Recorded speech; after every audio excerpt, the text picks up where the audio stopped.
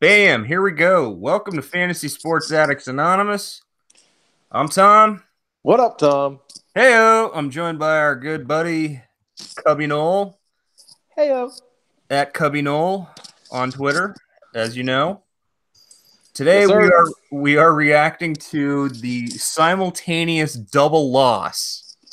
Potential double loss, Tom. Let's not assume, but go ahead. Okay, yeah, we won't pee our pants yet, but like we'll ease our mutual suffering by a trip to the mall. What is this, mall rats? No, no, we're mourning the potential shoulder injury here of Luis Severino, and we're going to discuss the potential risks of And I'm back. early pitching. Okay, heyo. Yeah, sorry, little technical difficulties. That's all right. So I missed like 10 seconds. So you just, No, I was just introducing. laid it out for everybody with the Severino injury news. Yeah. I was just, obviously, if you haven't heard, Luis Severino, there is a little bit of labrum shoulder issue. Yeah, I think it's rotator cuff inflammation. Labrum, yeah, rotator. Okay, so again, all of this shoulder stuff from a sinker ball pitcher can't help but remind me of the end of Brandon Webb's career. Now, not saying that's the situation here. No, and plus I think they're two completely different athletes. Like Brandon Webb looked like your classic pitcher's body, and that's not a compliment. No, he ate breakfast at IHOP every morning before he started. Severino is just sculpted out of marble. Yeah, so we don't know what's going on. We're gonna find out in about 3 weeks. Yeah, it sounds like 2 weeks, test, anti-inflammatories, and from there, will he start throwing again? That's the hope. That's the idea. Hopefully everything's good. Because if he does, then we were talking about this off the air. Then you can kind of like in your head figure out a timeline. Okay, if he's throwing 2 weeks, that puts him at the 17th. He's kind of starting at ground zero, essentially. Because today was supposed to be his first exhibition appearance, actually. First one. Right. So he starts at 0 March 17th. You got to give him, I think, conservatively, right? 3 weeks to get ready, at least. Yeah, and you figure, so that means... That puts him at end of April's first week. And ideally, you're getting him back in April. Yeah, right. Like maybe the beginning of the second week of April. So it's arbitrary guess. April 10th, let's just say. Yeah. So that's best case scenario. He comes back early to mid April, and misses maybe 3 or 4 starts at most, and so he'll still be projected for 175 innings going forward, which I think we would both just smile and just keep on fucking walking if that was the case. Exactly. All right. So, we wouldn't be complaining like, oh well, we missed those starts. Yeah. We'll still take the strikeouts we get. We'll still take the because that doesn't kill you. What does kill you is missing like half the whole season.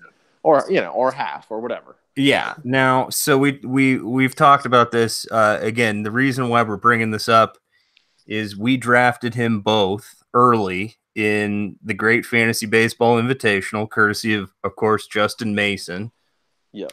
And I obviously have several dynasty shares. Do you have any dynasty shares? One. Okay, so we've got some investment here. And we're both kind of like, ooh, not good news, not ideal. Like, no, but not. Yeah, it's not the end of the world for our TGFBI. It stings. You can't gloss over it and be like, oh, we're just pick up. You're gonna have to manage your ass off if he's out for a while. And again, we won't know that for 2 weeks, but. Right. You and I both went into this thing, not necessarily the same exact strategy as like, I'm going to go this first, that first, but the general philosophy that I know a lot of people took in it, which was go big or go home, which is what we did last year. Because you don't care. I don't care about winning my individual league. I don't care. I want the overall title. You want to win. Or at least a shot at it. Like you finished top 50. I was top 20, nice showings. But a year later, no one gives a fuck. So I don't care if I'm 20th, you're 50th, we're 150th, 200th. No one cares except first place. Exactly. And it's really, the only way you can win is if you're going big, and like there's no like playing it safe in a league or like a I don't know what you would call this. It's not. I I'll mean, just call it a tournament. I'll just call it a yeah. tournament. Let's call it a tournament. I To, think that's the right the the way to people listening describe it. that don't know, it's 21 leagues, 15 teams in each league, so 315 total participants. There's league champions, and then of course the overall champion. Yeah. So there's no one way to win, but our philosophy, of course, was go big. And by going big, we wanted to gain an inherent advantage over the rest of the field by grabbing 2 aces early, Which we both did. Which we Yeah. both did. You got Max first round. You got Sevy, second or third round, whatever it was. I had Betts, which was just an auto pick essentially, and then Sev and Bauer at the 2-3 turn. And our thinking was, there's what, Tom? Like, there's maybe 20 guys you can count on for 200 innings. I'm not even talking quality. I'm just talking straight like 200 innings. Yeah, right? actual innings. Yeah. Cut that number to about 8 or 9 of how many can give you that many innings with ace stats.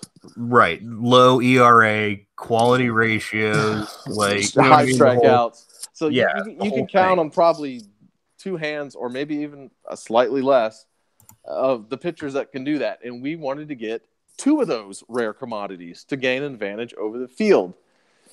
Because and go ahead. Yeah, you can go ahead and I was chime in going to say because, like, we can find bats in the middle rounds. Yes. And think about like the bats that are in the middle rounds. They are juicy. That. Yeah, they are so juicy. Like, we had different picks. I was second overall. I think you were 5th overall. Yeah. And so after my turn, after I double tapped, and then after your third pick, which you had Scherzer first. So after you already had 2 pitchers in the fold, my next pick was like 59. Your next pick was what? Probably before that, I would assume, like, 55, whatever. Right. And so from about that range, the mid 50s to about pick 120, there are a lot of good bats. But some great bats. There's a lot of them. Yeah, but there's not maybe arms that I want to start my team with.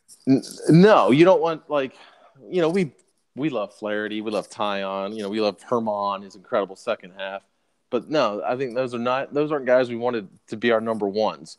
Like, yeah, okay, cool. We went safe. We got our hitters early, which is fine. There's no one way to win, but I didn't like the idea of grabbing one of those guys between picks 50 and 80 as my ace, because as much as they could be great, they could be aces, there's probably as good as likelihood, or maybe a little higher likelihood, that they don't turn into aces. Instead, they're just good, like a 3.6 ERA good. Do you want that to be your ace, a 3.6? Well, and imagine, no, I don't. And imagine, like in this situation, okay, so I took some early pitching, right? Whoops.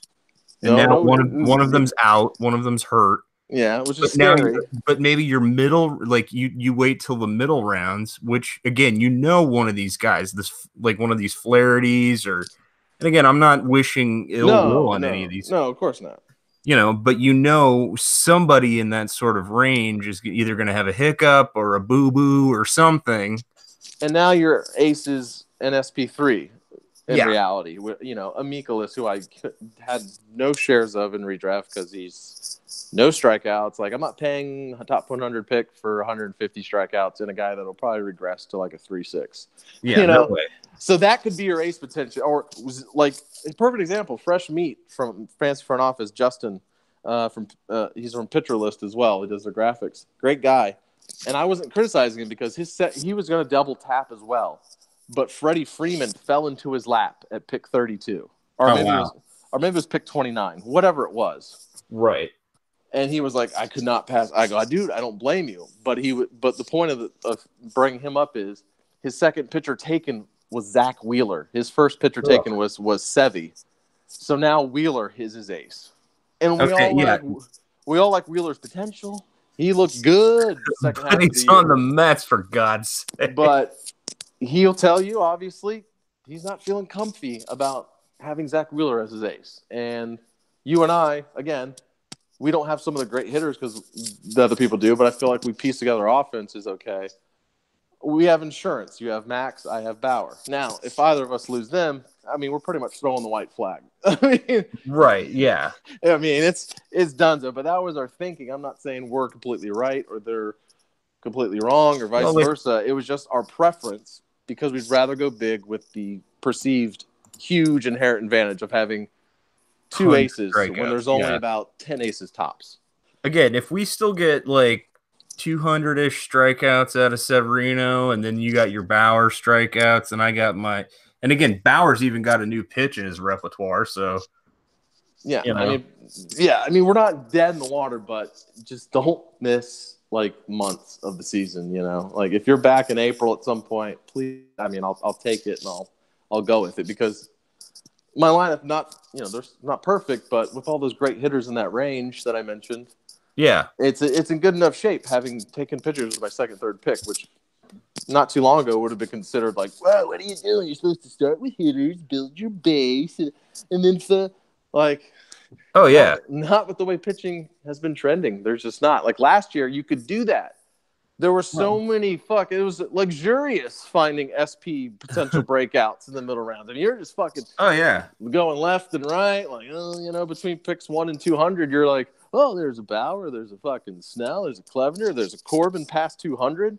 Well, like it was nuts last year. Yeah, you could just have your way. Like, oh, I got tons of bats, and then I got late pitching that had plenty of upside. Now, there were some guys, but they weren't so blatantly obvious when you looked at their profiles and you're like, yep, that's very possible. There just wasn't. I looked.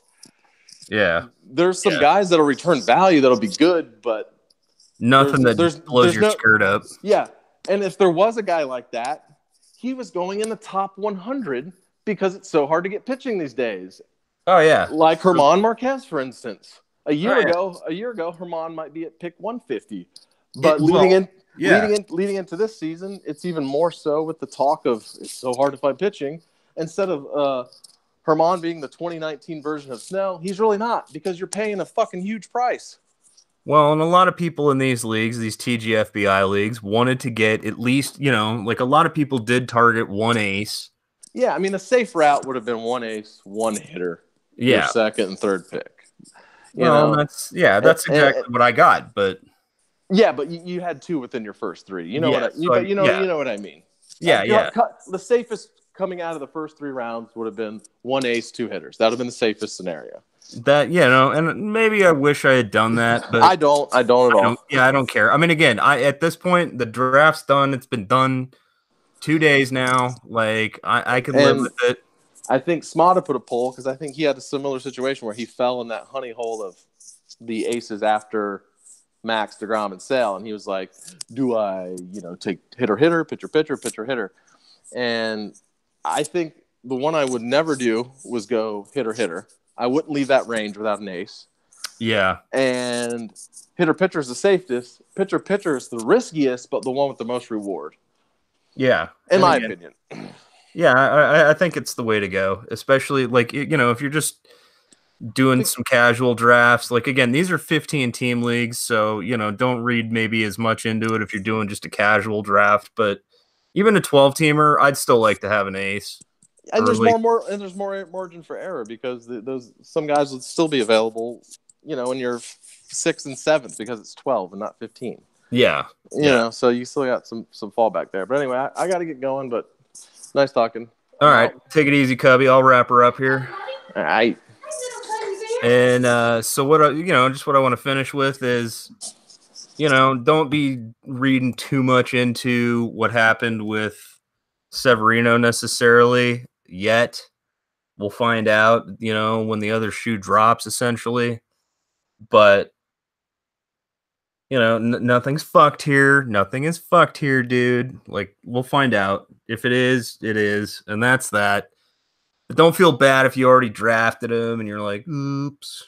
Like, hopefully you drafted accordingly. And if you didn't, well, you're just going to have to be aggressive on the waiver wire like we always talk about, active.